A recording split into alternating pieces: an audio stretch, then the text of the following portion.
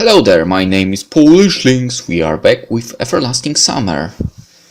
Who is marching forward in a row? It is our pioneer squad. What? Pioneers in a row should march to the canteen and the Sovyonok camp. I was looking for a place where no one would disturb me, like what happened before. Just so I can eat in peace. And for that I have to at least not be the last one to come. But I was pretty sure whatever happens here happens whether I want it or not. And yeah, that dialogue, we had it before.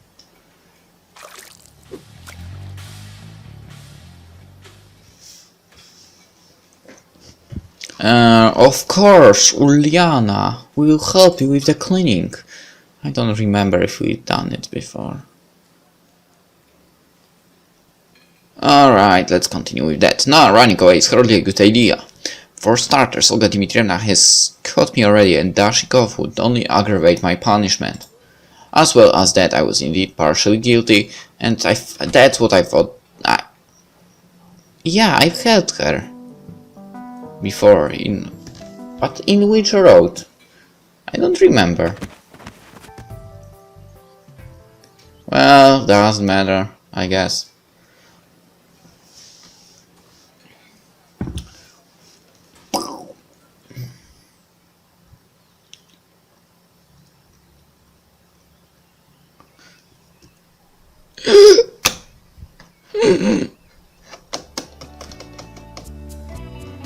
Slavia left.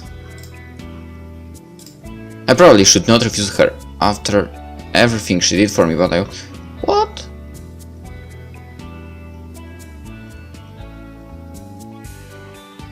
Alright, so she asked you and you refused her again. No, after I probably should not refuse her after everything she did for me, but I wasn't made for such activities.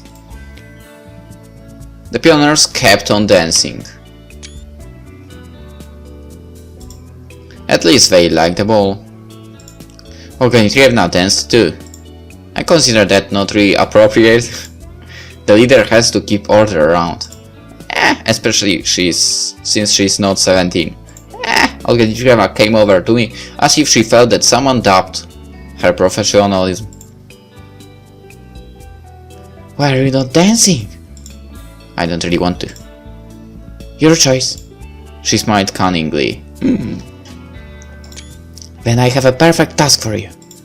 A task, which is? Any other activity seems better than dancing. You cleaned the canteen well today, but I think you haven't fully atoned yet.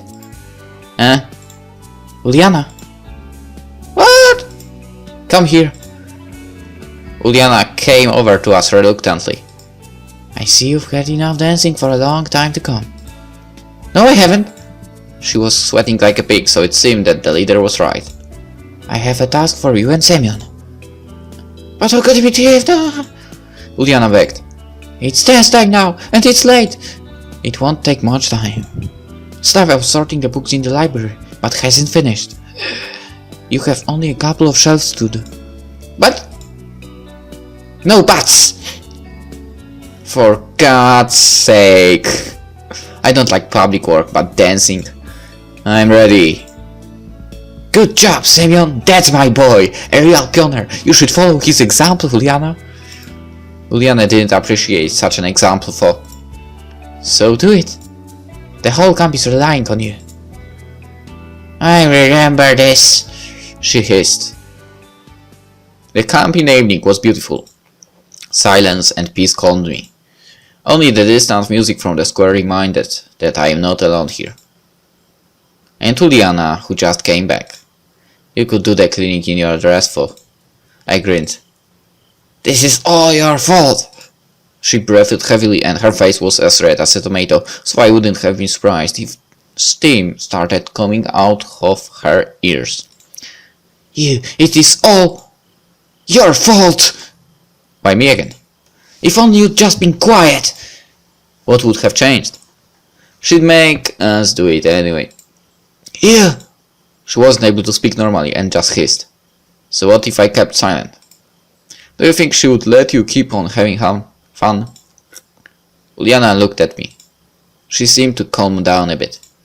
Really? You don't care at all. You can't even dance. So what if I can't? If you had danced with me, it would have been fun. She returned to her usual childlike mode. I might have. But you see how the things turned out. We won't have a chance to see who is a better dancer.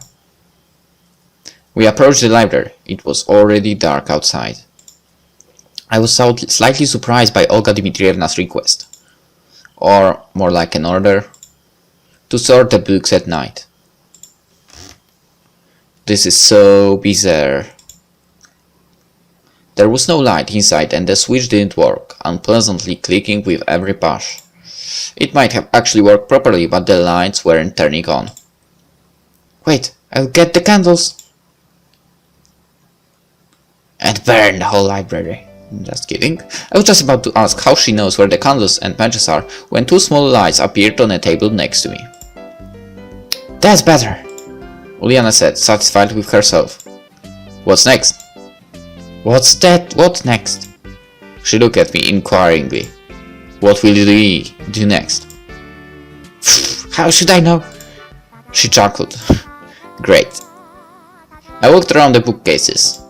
Olga Dmitrievna said something about a couple of shelves. I touched the books and made sure that there was no dust on them. It looked like someone did a really good job before us.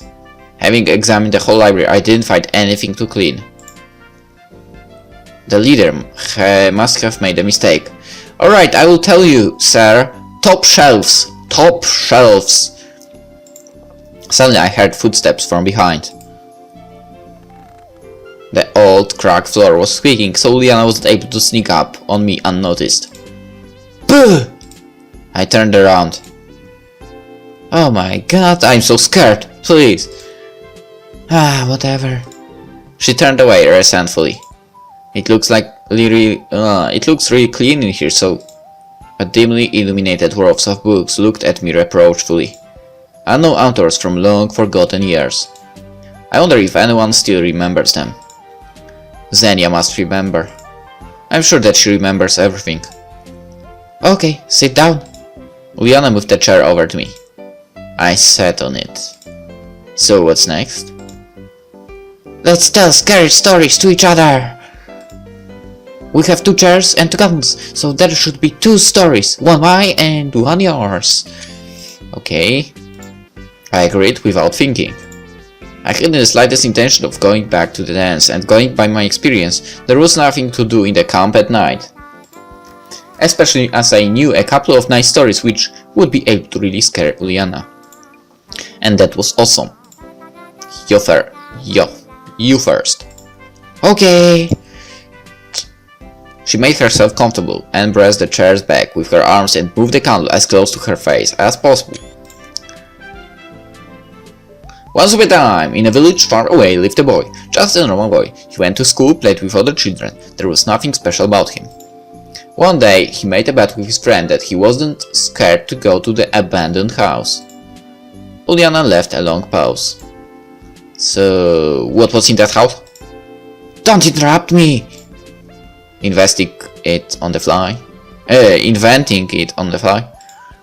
She pouted her lips and continued. They say a witch has lived in the house and people still see her ghost there in the night. Nobody knew for sure, but everybody was scared. The boy had said that it was all nonsense and he was ready to spend a whole night in there. So he did, but he didn't return in the morning. He was found hanged. Uliana stopped talking again. Thrilling. Did he hang himself with his shoelaces? I said skeptically. She frowned again. Is that the end?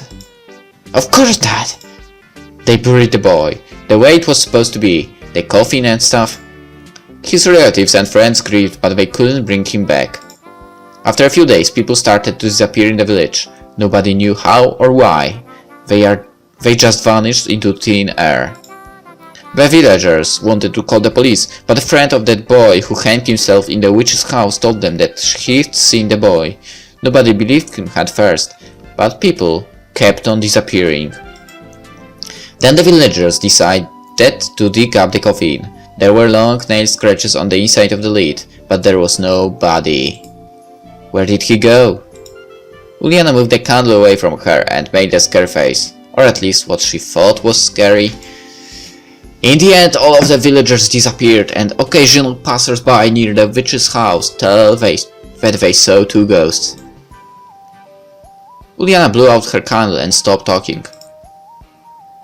It looked like the story was finished. Wonderful! Clap clap, I applauded. Not quite Pulitzer Prize worthy, but... Are you scared? Frightened? I'm just shivering all over. Whatever. Tell your story then. I'm sure I won't even flinch. Alright, I collected my thoughts and decided to tell a story I had read on the blog of an acquaintance of mine a few months back. He was quite a good storyteller, at least I liked his style, so success was guaranteed. I certainly didn't remember the story word for word, so I told it with my own words. There is a faraway space station, the last boundary of humanity, located on the border with a hostile civilization, the third month of the case fire. It can be really called a case fire, more like not a war. A small group of survivors is exhausted by a long siege. On one hand, they can't retreat, leaving the outpost. On the other hand, they understand that they won't last even a minute if the enemy attacks. Despair is the best word to describe their situation. The food is running out, there is ammo only for a few shots, which will only seem like greeting fireworks. There is only plenty of air and water, owing to their regeneration systems. People didn't talk to each other for weeks at a time. They may just not see the point of wasting their time on communication while death is at the door. Or behind Metro's fixed station Armon to be precise. It is really better just to wait for the rescue or enemy's attack. Both outcomes will lead to the end of this torture. This situation looks like a chess game against an invisible opponent. Is the hardest part. Endgame. Any wrong move will lead to defeat, yours or your enemies. But does the enemy know about it? That may be afraid of making a wrong move too. Meanwhile, the humans may move their king, but only one square forward and then one square back again. What's scary about it? Another move will automatically lead to defeat. A step forward is an implied threat to attack, and a step backward is a deliberate necessity of defense. The game would be much easier if the opponent was sitting in front of you. Even an experienced chess player can't hide nervous eye movements, the occasional drop of sweat, or shaky hands. On the one hand, everything is futile. Everyone realizes that the situation is hopeless, because no one would decide to make a move to escape the imminent defeat. On the other hand, when seeing the opponent in front of you, understanding that he's totally like you and can make mistakes, you can more easily stake everything. The opponent may feel the same difficulties. These are the circumstances of the few men and women on the edge of the universe. There were no orders from headquarters for several days. For the last orders had contained nothing useful, only the usual demand to keep on defending. One square forward, one square backward, the swinging of an eternal pendulum. At the beginning of the fourth month, the commander decides to retreat. He reasons that the lives of his soldiers are more important than the medical ideals of humanity. No one will judge him for this. Moreover, they can't change anything. The preparations don't take much time. The greatest asset you can save from a sinking ship is your life.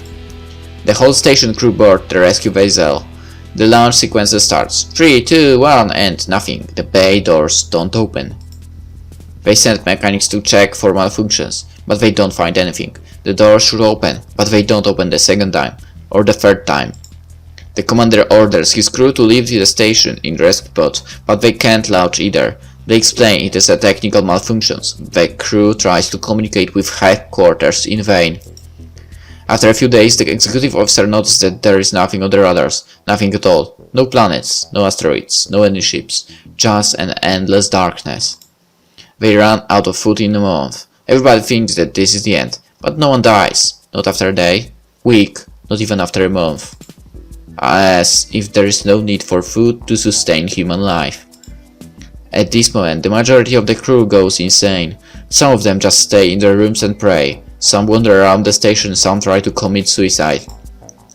But neither point-blank shots with a plasma gun, nor hydrotank diving, nor even simply slitting the vines brings any results.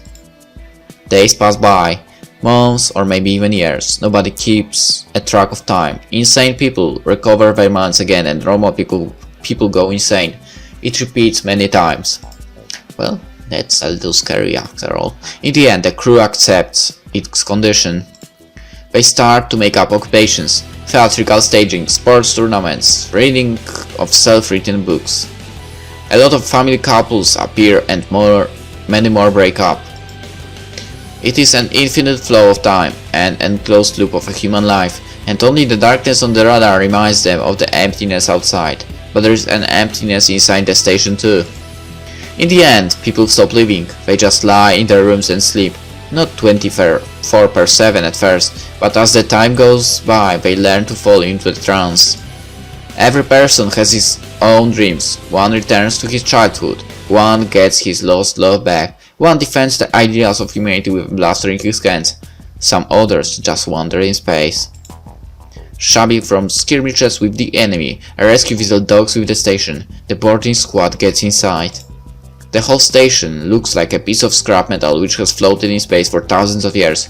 The reactor had shut down a long time ago. There were marks of the laser shots on the walls. The equipment was all smashed. They found decayed skeletons of people who died horribly defending the frontier of humanity in almost every room. And only one cryptic message sent to the headquarters implied that something goes wrong. Save us. We just want to die.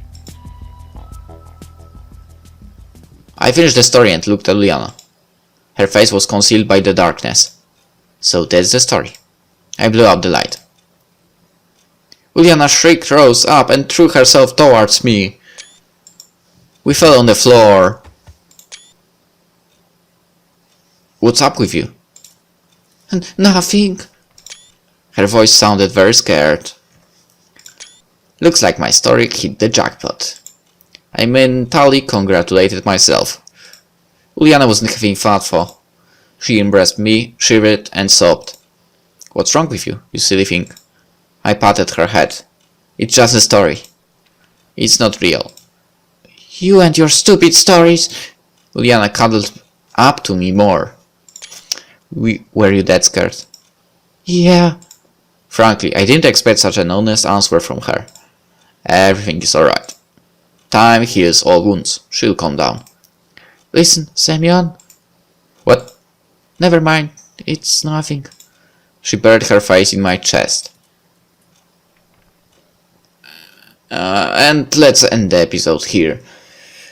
Hope you enjoyed it. And you enjoyed the scary stories. Alright. See you in the next one. Bye.